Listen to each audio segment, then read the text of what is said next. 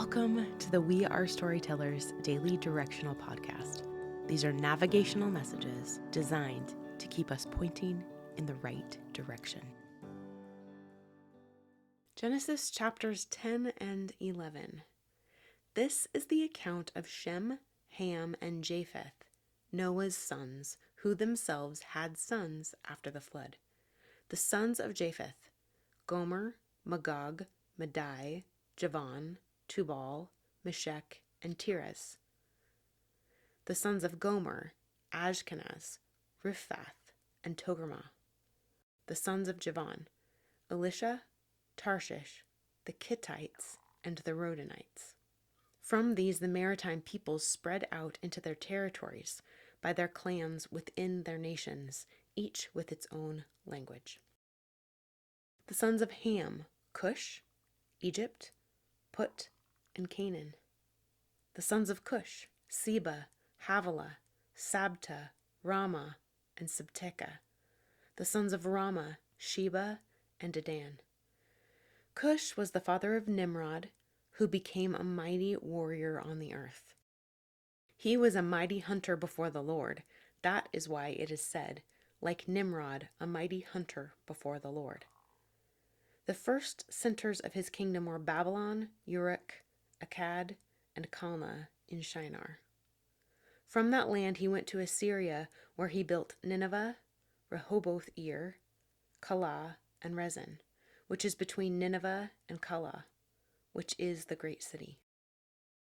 Egypt was the father of the Ludites, Anamites, Lehabites, Naphtuhites, Pathrusites, Chalcihites, from whom the Philistines came, and Caphtorites. Canaan was the father of Sidon, his firstborn, and of the Hittites, Jebusites, Amorites, Girgashites, Hivites, Arkites, Sinites, Aravites, Semarites, and Hamathites.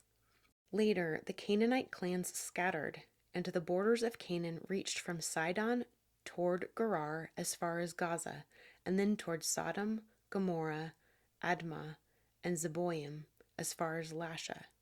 These are the sons of Ham by their clans and languages in their territories and nations. Sons were also born to Shem, whose older brother was Japheth. Shem was the ancestor of all the sons of Eber. The sons of Shem: Elam, Asher, Arphaxad, Lud, and Aram. The sons of Aram: Uz, Hol, Gether, and Meshech. Arphaxad was the father of Shelah, and Shelah was the father of Eber. 2 sons were born to Eber. One was named Peleg, because in his time the earth was divided. His brother was named Joktan. Joktan was the father of Almadad, Sheleph, Hazarmaveth, Jerah, Hadoram, Uzal, Diklah, Obal, Abimael, Sheba, Ophir, Havilah, and Jobab. All these were sons of Joktan. The region where they lived stretched from Mesha toward Sephar in the eastern hill country. These are the sons of Shem by their clans and languages in their territories and nations. These are the clans of Noah's sons according to their lines of descent within their nations. From these the nations spread out over the earth after the flood. Now the whole world had one language and a common speech. As people moved eastward, they found a plain in Shinar and settled there. They said to each other, "Come, let's make bricks and bake them thoroughly."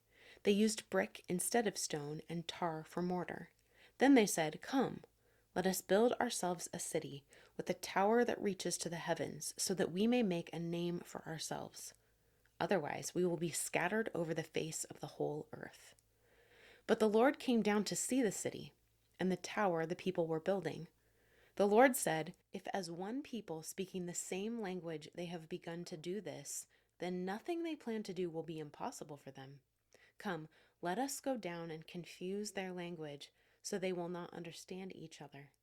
So the Lord scattered them from there all over the earth, and they stopped building the city.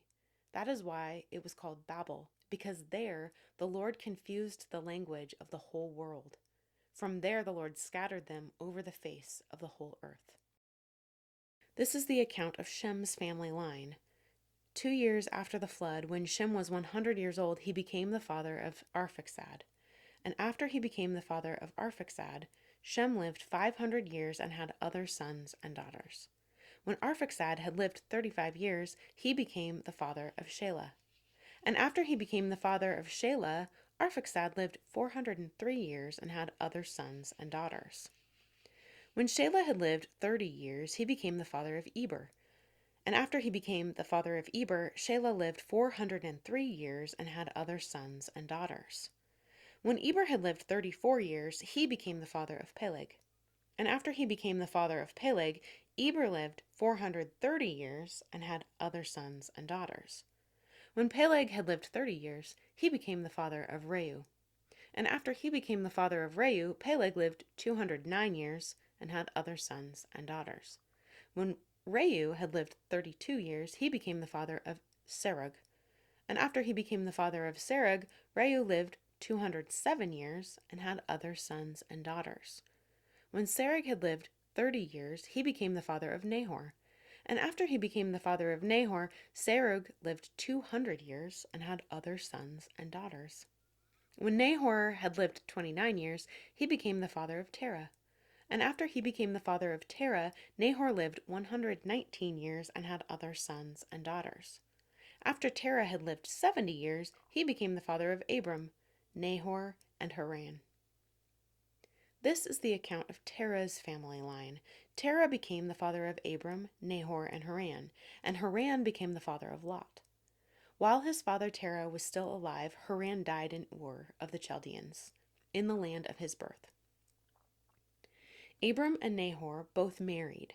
The name of Abram's wife was Sarai, and the name of Nahor's wife was Milcah. She was the daughter of Haran, the father of both Milcah and Iscah. Now Sarai was childless because she was not able to conceive. Terah took his son Abram, his grandson Lot, son of Haran, and his daughter-in-law Sarai, the wife of his son Abram, and together they set out from Ur of the Chaldeans to go to Canaan. But when they came to Haran, they settled there.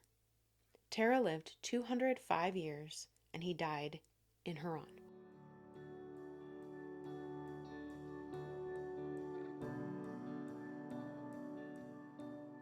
All right, time for our questions. Why did the people decide to build a city with a tower that reaches to the heavens? And what made you curious today? Or what questions do you have? What might God want you to integrate into your life that comes out of today's reading? Okay, guys, this reading was harder. I have a feeling that this is where solo reading starts to feel really difficult or challenging. There are a lot of genealogies in the Bible, and they can definitely be tedious and sometimes boring. But why do you think they're here? Why are they written down?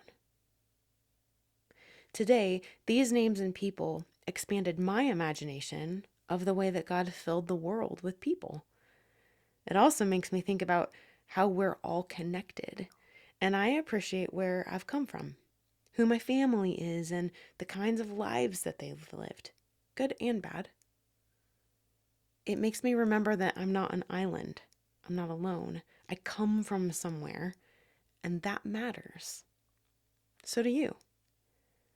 All the way back to the first people who populated the earth in ancient times.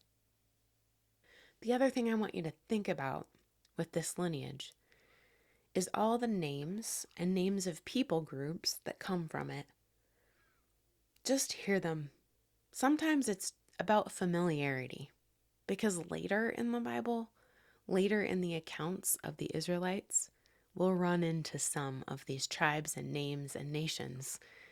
And God wants us to know that they all stemmed from the same place and the same people.